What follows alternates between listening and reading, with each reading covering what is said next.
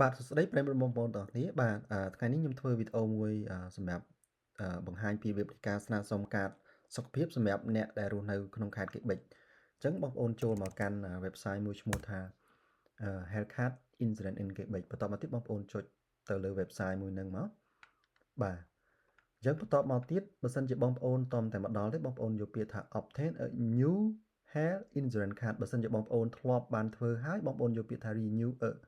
health insurance card អញ្ចឹងសម្រាប់វីដេអូមួយនេះគឺខ្ញុំធ្វើជូនសម្រាប់បងប្អូនដែលគាត់តតែរស់នៅក្នុងខេត្តកេបិចអញ្ចឹងអត់ដឹងពីរបៀបនៃការស្នើសុំកាតតាមរយៈ online បងប្អូនចូលមកកាន់ website មួយហ្នឹងមកបងប្អូនយកពាក្យថា obtain a health insurance card បាទបន្តមកទៀតបងប្អូនចូលពាក្យថា register for health insurance បាទចូលមកដល់ចំណុចនេះគេសួរយើងថា what is your situation អញ្ចឹងបើសិនជាបងប្អូនស្ថិតនៅក្នុងស្ថានភាពមួយណាបងប្អូនដាក់តាមនឹងទៅអញ្ចឹងឧទាហរណ៍ថា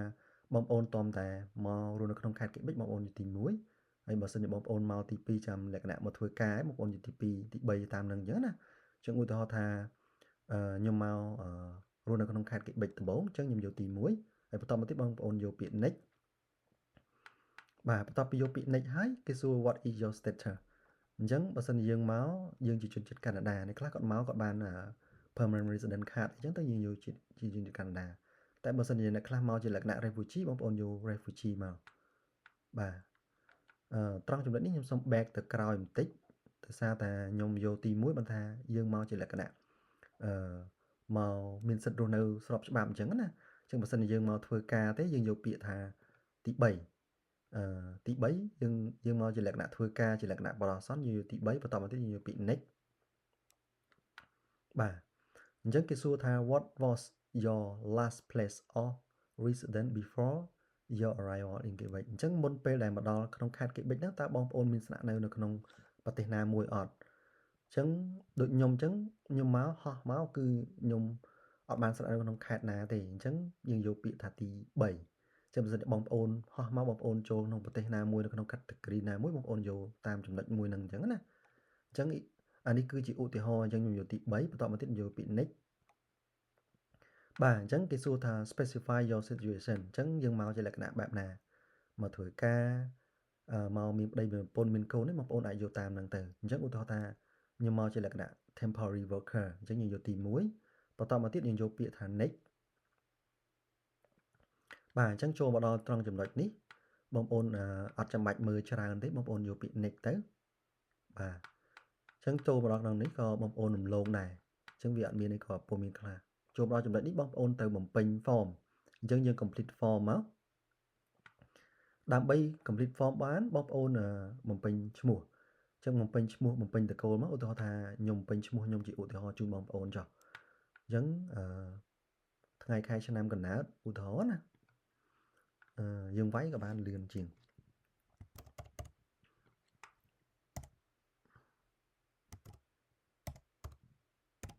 បាទយើងវាយយើងមកហើយបន្តមកទៀតយើងដាក់ page បាទសម្រាប់កន្លែងនេះគឺយើងបំពេញលេខគេហៅថាលេខ social insurance number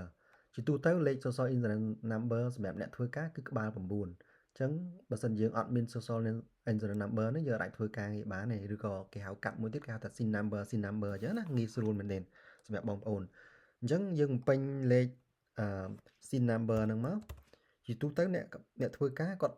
លេខហ្នឹងគេឲ្យជាលក្ខណៈក្បាល9តែបើសិនជាបងប្អូនមកជាលក្ខណៈមានសិទ្ធិរស់នៅពិតប្រាកដ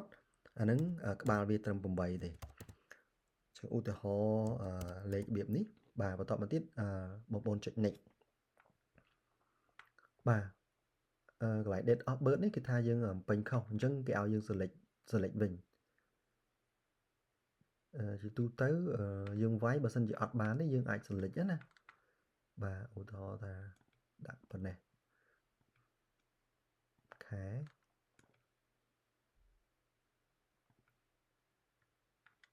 បាទយើងចុច next មកអញ្ចឹងវាអាចទៅមុខទៀតហើយបន្តមកទៀតយើងបញ្ចូល email address របស់យើងបញ្ចូលអាស័យដ្ឋានអញ្ចឹងមិនថាទី1យើងបញ្ចូល address លេខទូរស័ព្ទទីកន្លែងដែលយើងស្នាក់នៅបច្ចុប្បន្នហើយបន្តមកទៀតយើងចុចពាក្យ next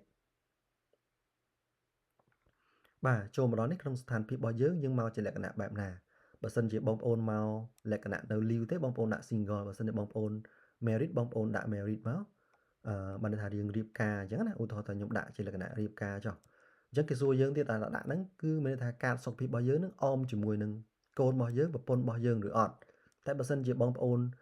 ចង់ស្នើសុំកាតសុខភាពលក្ខណៈម្នាក់ឯងទេបងប្អូនយកពាក្យ no តែបើសិនជាបងប្អូនមានកូនមានអីបងប្អូនអាចយកពាក្យ yes ដើម្បីយើង add ឈ្មោះពួកគាត់បន្ថែមមួយទៀតបានអញ្ចឹងណាអញ្ចឹងដោយសារតែខ្ញុំធ្វើជាឧទាហរណ៍ខ្ញុំដាក់ថា no ខ្ញុំធ្វើជាលក្ខណៈម្នាក់ឯងនេះបាទយើងចុចពាក្យ next មកបន្តមកទៀតយើងសួរយើងថា your present in Quebec អញ្ចឹងយើងតមតែមកដល់ទេយើងយកពាក្យ yes មកបាទគេសួរយើងថាយើងធ្លាប់មានកាត health card នឹងពីមុនមកអត់អញ្ចឹងបើសិនជាបងប្អូនអត់មានទេបងប្អូនយកពាក្យ no បើសិនជាបងប្អូនមានហើយបងប្អូនបំពេញលេខកាតហ្នឹងទៅដើម្បីយើងស្នើសុំសម្រាប់កាតថ្មីមួយទៀតដែលវាអត់មានការផុតកំណត់ដែលវាបានទៅតាមរយៈ work permit របស់យើងអញ្ចឹងណាអញ្ចឹងខ្ញុំឆ្លើយពាក្យថា I don't know ចឹងបន្ទាប់មកទៀតគេសួរថា what is your situation អញ្ចឹងយើងមកជាលក្ខណៈមកធ្វើការអញ្ចឹងយើងមកដល់មុនដំបូងអញ្ចឹងមិនថាយើងចេញយើងចូលអត់បើសិនជាយើងតមតែមកដល់ទេយើងយកពាក្យទី1តែបើសិនជាយើងចូលទៅតមតែមកស្នាក់នៅហើយយើងចូលហើយយើងចេញទៅវិញយើងយកពាក្យទី2អញ្ចឹងយើងយកពាក្យទី1នេះមកហើយបន្ទាប់មកទៀតយើងចុចពាក្យ next បាទបន្ទាប់មកទៀតគេសួរថាយើងជាជនជាតិកាណាដាបើសិនបងប្អូនជនជាតិកាណាដាបងប្អូនយក yes មកប៉ុន្តែសម្រាប់ខ្ញុំអត់ទាន់បានខ្លាយទៅជាជនជាតិកាណាដាទេខ្ញុំយកពាក្យ no ហើយពាក់ព័ន្ធជាមួយនឹង before arrival in Quebec អញ្ចឹងយើងមានឆ្លងកាត់ប្រទេសណាអត់អញ្ចឹងបើសិនជាយើងឆ្លងកាត់ប្រទេសហ្នឹងបងប្អូនអាចបំពេញតាមនឹងបើសិនជាសម្រាប់ខ្ញុំស្ថានភាពខ្ញុំអត់បានស្នាក់នៅក្នុងប្រទេសណាមួយអញ្ចឹងខ្ញុំយក other country បាទអញ្ចឹងកន្លែងត្រង់ចំណុចនេះបានថាជាទូទៅដើម្បីយើងស្នើសុំកាតសុខភាពបានយើងមានលេខ Assurance number ទី1ហើយទី2តែមាន work permit អញ្ចឹង work permit របស់យើងត្រូវមានការបរិច្ឆេទច្បាស់លាស់កំណត់នៃការផុតកំណត់អញ្ចឹងណាអញ្ចឹងជាឧទាហរណ៍ថាwork permit របស់ខ្ញុំផុត2027ចុះខែឧទាហរណ៍ខែ8ថ្ងៃទី8ចុះអញ្ចឹងយើងត្រូវពេញនៅក្នុងហ្នឹងដើម្បីយើង select ទៅអញ្ចឹងត្រង់ចំណុចនេះយើងថា I am in Quebec to work អញ្ចឹងយើងមកជាលក្ខណៈបែបណាមកធ្វើការយើងដាក់ click មកហើយបន្តមកទៀតកន្លែងនេះគឺដាក់ថាការងារជាលក្ខណៈបែបម៉េចបើសិនជាបងប្អូនខ្លះគាត់មកជាលក្ខណៈ specific នេះបើថាការងារជាលក្ខណៈ close work permit ឬក៏អ្នកខ្លះជាលក្ខណៈ open work permit យើងយកទី2មកអញ្ចឹងឧទាហរណ៍ថា close work permit យើងយកទី1មកយើង click next បាទអញ្ចឹងត្រង់មកចំណុចនេះគឺយើង attach file យើង attach file បណ្ណាយើង attach file ពាក់ព័ន្ធជាមួយនឹងwork permit របស់យើងអញ្ចឹងណាអញ្ចឹងឧទាហរណ៍ថា work permit របស់ខ្ញុំមួយនេះចុះខ្ញុំមក click ទៅអញ្ចឹងវារួចរាល់ហើយអញ្ចឹងបងប្អូនយកពាក្យ next ទៀតមកបាទអញ្ចឹងគេនឹងឲ្យយើង summarize គេធ្វើការសង្ខេបពាក់ព័ន្ធជាមួយនឹងព័ត៌មានដែលយើងបានពេញហ្នឹងតើវាត្រឹមត្រូវហើយនៅមុននឹងយើងចុច submit អញ្ចឹងបើសិនជាបងប្អូនគិតថាបំពេញទៅវាត្រឹមត្រូវហើយបងប្អូនចុចពាក្យ send ទៅគឺរួចរាល់ហើយវានឹងផ្ញើ email មួយចូលទៅក្នុងemail របស់យើងដើម្បីយើងរងចាំប្រហែលជាខ្ទង់60ថ្ងៃដើម្បីយើងទទួលបានកាតសុខភាពនឹងដែលគេផ្ញើមកផ្ទះរបស់យើងអញ្ចឹងដោយសារតែនេះគឺជាឧទាហរណ៍ទេអញ្ចឹងបើសិនជាបងប្អូនធ្វើឯកសារហ្នឹងបងប្អូនត្រូវ verify សម្រាប់ព័ត៌មានខ្លួនឯងជាក់ស្ដែងទៅបើសិនជាត្រឹមត្រូវអស់ហើយបងប្អូនចុច send ទៅដោយសារតែខ្ញុំធ្លាប់មានកាតសុខភាពម្ដងហើយខ្ញុំអត់ចុច send ទេកាលណាតែចុច send ទៅវាទៅជាលក្ខណៈ double អញ្ចឹងណាអញ្ចឹងអូខេជាចុងក្រោយបើសិនជាបងប្អូនមានចម្ងល់ផ្សេងៗពាក់ព័ន្ធជាមួយនឹងការស្នើសុំកាតសុខភាពហ្នឹងបងប្អូនអាច comment នៅក្នុងវីដេអូហ្នឹងបានខ្ញុំនឹងព្យាយាមបញ្យល់បន្ថែមពាក់ព័ន្ធជាមួយនឹងការស្នើសុំកាតសុខភាពសម្រាប់អ្នករស់នៅក្នុងQuebecអញ្ចឹងណាអូខេអរគុណច្រើនបាទជម្រាបលា